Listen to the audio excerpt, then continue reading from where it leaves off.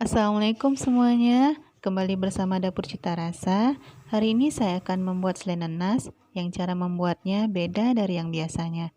Bedanya kita nggak perlu berlama-lama mengaduk selai nanasnya sampai pegel.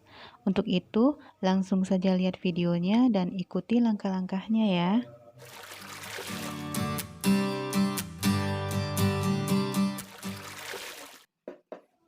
3 buah nanas, lebih kurang beratnya 3 kg, sudah dikupas dan dibuang mata nanasnya, beratnya kira-kira menjadi lebih kurang 2 kg.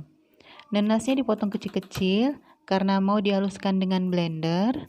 Bisa juga diparut, tapi saya lebih suka di blender karena lebih cepat dan teksturnya lebih halus.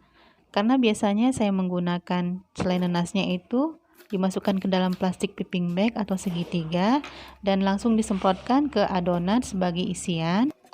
Dan cara ini lebih saya sukai karena lebih praktis. Di blender tanpa menggunakan air, karena nanas itu sendiri sudah banyak mengandung air. Jadi caranya cukup menggunakan stick atau gagang spatula atau apa saja yang bisa digunakan untuk menekan buah nanas yang ada di dalam blender sampai airnya keluar dan pisau blendernya bisa berputar.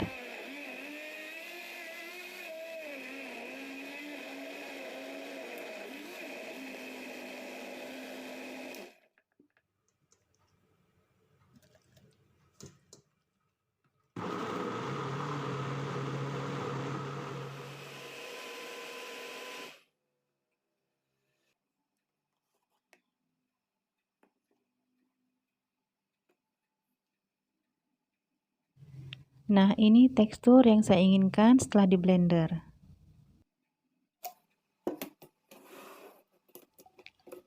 Setelah itu jus nanasnya disaring menggunakan kain bersih ya.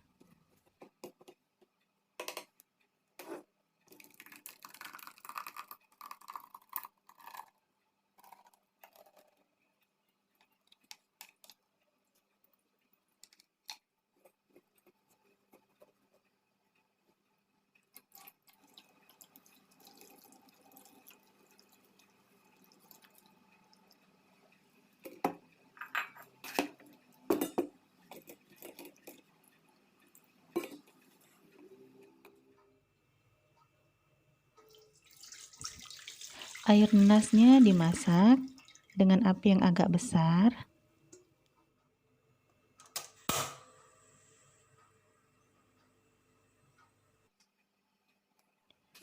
Ini air nanas yang sudah diperas semuanya, dan ini adalah daging nanas yang sudah dipisahkan dari airnya, seperti ini.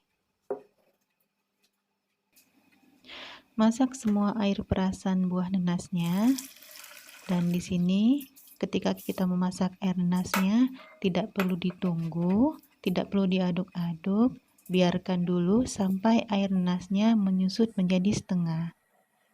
Nah, seperti ini sudah menyusut menjadi setengahnya. Sambil dimasukkan setengah sendok teh garam, 4 buah cengkeh, dan 2 batang kayu manis. Kecilkan api kompor. Lalu masukkan 300 gram gula pasir.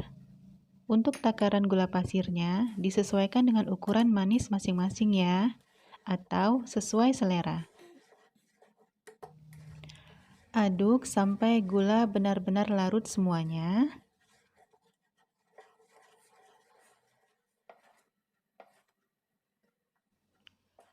Setelah gulanya benar-benar larut semuanya, baru masukkan daging nanasnya.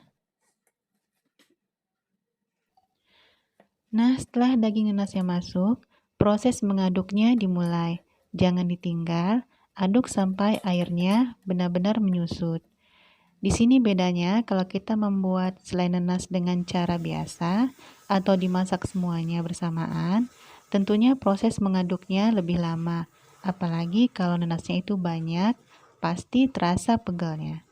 Dan satu lagi saya beritahu tipsnya, ketika memasak air nanasnya itu jangan sampai benar-benar mengering, tapi cukup air nanasnya itu tinggal setengahnya. karena daging nenasnya perlu dimasak agak lama bersama air nenasnya, agar nanti selai nenasnya tidak gampang berjamur. Jika airnya sudah mengering, terlihat warnanya menjadi coklat keemasan. Jadi tidak perlu tambahan pewarna makanan ya Bunda. Nah, sepertinya sudah cukup, matangnya sudah pas. Jadi memasak selai nenasnya sudah selesai.